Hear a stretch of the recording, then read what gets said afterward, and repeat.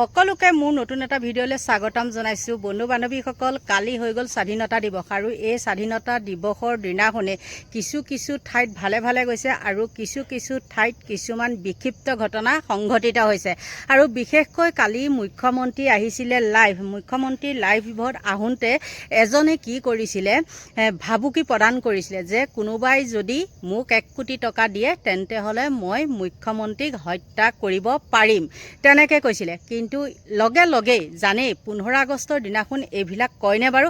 আৰু সঁচাকৈ মই কালি আপোনালোকক এটা ভিডিঅ' দিছিলোঁ। 15 আগষ্ট বুলি কোৱাৰ লগে আমাৰ বুকু কঁপি থাকে, ওলাবলৈ ভয় লাগে।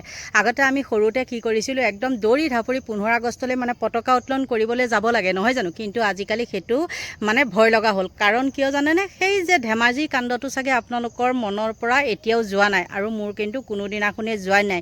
আৰু সেই হেৰিতে মই আজিকালি আলফাকো দেখিব নোৱাৰোঁ। কিন্তু যিয়ে নহওক, এনেকুৱা এটা দিন আমি সুঁৱৰি পেলাই স্বাধীনতা দিৱস যেনে তেনে থুলমূলকৈ পাতিবলৈ মানুহে সকলোৱে যত্ন কৰে। আৰু তেনে সময়তে কি কৰিছে, মুখ্যমন্ত্ৰী ডাঙৰীয়াক হত্যাৰ ভাবুকি দিছে। আৰু কিমান দূৰ সত্য অসত্য সেইটো নাজানো, কিন্তু লগে কি কৰিছে, অভিযুক্তক অতি শীঘ্ৰে গ্ৰেপ্তাৰ কৰা হ'ব বুলি মুখ্যমন্ত্ৰীক ভাবুকি সন্দৰ্ভত DGP হৰমিত সিঙৰ প্ৰতিক্ৰিয়া। কিন্তু মই যেতিয়া ভিডিঅ'টো প্ৰস্তুত কৰিছোঁ তেতিয়া তেওঁক গ্ৰেপ্তাৰ কৰিছে। বহুত ভাল কথা। বিচাৰ পিছত হ'ব, কোন দোষী আদোষী সেইটো পিছৰ কথা, পিছত নহয় জানো? কিন্তু মুখ্যমন্ত্ৰী এজনক সেই 15 আগষ্টৰ দিনাখন ভাবুকি দিব পৰাটো কিন্তু সাধাৰণ কথা নহয়। চাওক, ইহঁতক যদি এতিয়াই শেষ কৰি নথয় তেন্তে হ'লে আৰু কি হ'ব আপোনালোকে জানেই। গতিকে এনেকুৱা কালপিতবিলাকক আমি সোনকালে বাছি উলিয়াব লাগে। আৰু তৎক্ষণাত তেওঁক কিন্তু গ্ৰেপ্তাৰ কৰিলে। মৰিগাঁৱৰ পৰা কৰিছে দেই, আব্দুল মুত্তালেবক গ্ৰেপ্তাৰ। মুখ্যমন্ত্ৰী হত্যাৰ ভাবুকি দিয়া যুৱকক গ্ৰেপ্তাৰ। মৰিগাঁৱৰ ভুৰা গাঁৱৰ পৰা গ্ৰেপ্তাৰ। আপোনালোকে গম পায়, সেইফালে মাজতে নহয়, আজি 2-3 বছৰৰ আগত থানাও জ্বলাই দিছিলে। এইবিলাকেই নহয়নে বাৰু?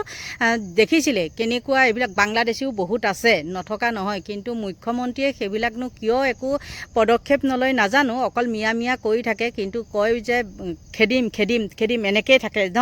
ঘৰ চৰ ভাঙে, তাৰপিছত আকৌ থিতাপি দিয়ে। আৰু এইবিলাকে তাৰ কি ঠিক, সেইবিলাকৰ আখেজতো এইবিলাক কৰিব পাৰে। বাৰু যি কি নহওক, সেইজনে কৈছে মই কোৱা নাই, এইটো মোৰ নামত বেলেগে ষড়যন্ত্ৰ কৰিছে বুলি কৈছে।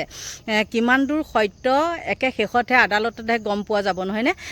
এতিয়া নাজানো, বহুলোকে আচলতে ভুৱাও হেৰি কৰে আৰু ইমান সহজো নহয়। তাতে 15 আগষ্টৰ দিনাখন হত্যাৰ ভাবুকি, নহয়নে? আৰু কাক? মুখ্যমন্ত্ৰীক। গতিকে বন্ধু বান্ধৱীসকল, এইবিলাকৰ পৰা সদায় কি হ'ব লাগে জানেই নহয়, আৰু সদায় সতৰ্ক থাকিব লাগে যে সাৱধানৰ মৰণ নাই। আমি সকলোৱে মুখ্যমন্ত্ৰীক গালি দিব পাৰোঁ, যিমান যি নক'লেও তেওঁ অসমৰ মুখ্যমন্ত্ৰী। আমি তেওঁক কি হৈছে গালি পাৰিব পাৰোঁ, সেইবুলি অসভ্য মাত মাতি আমি গালি পৰাটো কথা কোৱা নাই, নহয় জানো? আমি ভাল হিচাপেও কিছুমান কথা ক'ব পাৰোঁ যাতে তেওঁ দৃষ্টিগোচৰ হয়। আৰু তেনে নকৰি যদি আৰু আমি অসভ্য কিছুমান কথা কৈ মুখ্যমন্ত্ৰীক নোহোৱাই গালি দিওঁ, সেইটো কেনেকৈ গ্ৰহণযোগ্য হ'ব? কেতিয়াও গ্ৰহণযোগ্য হ'ব নোৱাৰে। আৰু যিমানেই আপোনালোকে বেয়া নাপাওক মোক, যিমানেই যি নকৰক কিয়, মোতকৈ হয়তো ৰাজনীতিৰ মানুহবিলাকক, যিসকলৰ দুৰ্নীতি দেখোঁ, তেওঁলোকক মোতকৈ চাগে হয়তো আপোনালোকে সমালোচনা কৰা নাই। মই ইমানেই তেওঁলোকক দিওঁ। মুখ্যমন্ত্ৰীক বেয়া কামটো দেখিলে মই বেয়া বুলিয়ে ক'ম, আৰু ভাল কামটো দেখিলে ভাল বুলিয়ে ক'ম। কিন্তু 15 আগষ্টৰ দিনাখন তেওঁৰ লগত যেনেকৈ মিছাই হওক বা সঁচাই হওক যি হত্যাৰ ভাবুকি দিছে, সেইটো কিন্তু একেবাৰে সমূলি গ্ৰহণযোগ্য নহয়। আৰু সেইজনে যোনজন মৰিগাঁৱৰ ভুৰা গাঁৱৰ নে কি, সেইজন মুতালেব নে কি, সেইজনৰ কথা কৈছে, নামটো নাহে কিবা ধৰণৰ। তেওঁ কিন্তু কি কৈছে, বোলে মই কৰা নাই বুলি কৈছে। কেনেকৈ কৈছে চাওক। এইটো একেবাৰে মিছা। এইটো যোনে এইটো কৰিছে সেইটোৰ উচিত তদন্ত হ'ব লাগে। আমি এতিয়া থানাতে গৈ আছো, ফেচবুক লৈ এতিয়া থানাত মই গৈ আছো। এতিয়া আপুনি দিয়া নাই? মই দিয়া নাই, মই নাজানো। কিন্তু ফটো আপোনাৰ আছে। মোৰ ফটো দি কোনোবাই ভুৱা ফেচবুক খুলি মোক এনেকুৱা ফচাই আছে। মইতো সেইবিলাক নাজানো। এতিয়া আপুনি ক'ত গৈ আছে? এতিয়া মই থানাত গৈ আছো, বুঢ়াগাঁও থানাত। মই এইটো উচিত, যোনে এইটো কৰিছে সি উচিত শিক্ষা পাক, আৰু সেইটো তদন্ত কৰি সেইটো উচিত বিচাৰ কৰক। সেইটো মই এটা দৰ্জী কাম কৰো, চিলাই মিচিং আছে, দৰ্জী কাম কৰো। এইটো একেবাৰে মিছা। এইটো যোনে এইটো কৰিছে সেইটোৰ উচিত তদন্ত হ'ব লাগে। আমি এতিয়া থানাতে গৈ আছো, ফেচবুক লৈ এতিয়া থানাত মই গৈ আছো। এতিয়া আপুনি দিয়া নাই এইটো মই দিয়া নাই মই নাজানো কিন্তু এইবিলাক। ফটো আপোনাৰ আছে। মোৰ ফটো দি কোনোবাই ভুৱা ফেচবুক খুলি মোক এনেকুৱা ফচাই আছে। আচ্ছা, মইতো সেইবিলাক নাজানো। এতিয়া আপুনি ক'ত গৈ আছে? এতিয়া মই থানাত গৈ আছো, বুঢ়াগাঁও থানাত। মই এইটো উচিত, যোনে এইটো কৰিছে সি উচিত শিক্ষা পাক আৰু সেইটো তদন্ত কৰি সেইটো উচিত বিচাৰ কৰক। সেইটো মই এটা দৰ্জী কাম কৰো, আচ্ছা, চিলাই মিচিং আছে, দৰ্জী কাম কৰো। এইজনে যি ধৰণে কথাখিনি কৈছে যে তেওঁ একেবাৰে ধোৱা তুলসীৰ পাত, কিবা এটা নহয়তো কিবা এটা আছে, নহ'লেনো তেনেকৈ বাৰু ধৰি নিবনে 15 আগষ্টৰ দিনাখনে, নহয় জানো?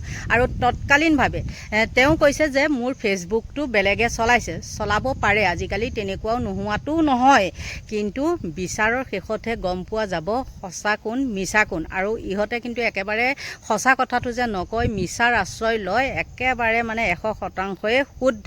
আৰু তাৰ মাজতো কিন্তু সকলো তেনেকুৱা নহয় দেই। এই ধুৰন্ধৰজনৰ ইমান একেবাৰে সাহস হ'লনে 15 আগষ্টৰ দিনাখন মুখ্যমন্ত্ৰীক তেনেকুৱা কথা ক'বলৈ? গতিকে উচিত তদন্ত হ'ব লাগে আৰু দোষীয়ে কঠোৰ শাস্তি পাব লাগে।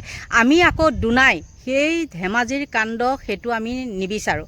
ধেমাজিৰ কাণ্ড বুলি কোৱাৰ লগে লগে আপোনালোকে হয়তো সৰু চামে কিছুমানে গম নাপাব পাৰে আৰু ডাঙৰ চামে সকলোখিনিয়ে গম পায়। সেইকাৰণে 15 আগষ্ট বুলি কোৱাৰ লগে লগে ক'তো কিন্তু পতাকা উত্তোলন কৰিবলৈ যোৱা নাই। আগতে কিছুমান মানে অফিচে গৈছিলোঁ দেই, বিশেষতে আপোনালোকে গমেই পায়, মই সেইটো এতিয়া নাম নলওঁ। কিন্তু আজি কি কৰিছোঁ জানেনে? ঘৰতে এখন পতাকা আঁৰিছোঁ, আছেই আনি থোৱা, সেই পতাকাখন আঁৰিছোঁ, বছ সেইটোৱে আৰু, তাৰ বাদে আন একো নাই। বেছি অতিৰঞ্জিত দেখাবলৈ আমাৰ দৰকাৰ নাই। আমি কি স্বাধীন দেশৰ নাগৰিক, আমি আৰু বহলাই নক'লেও হ'ব।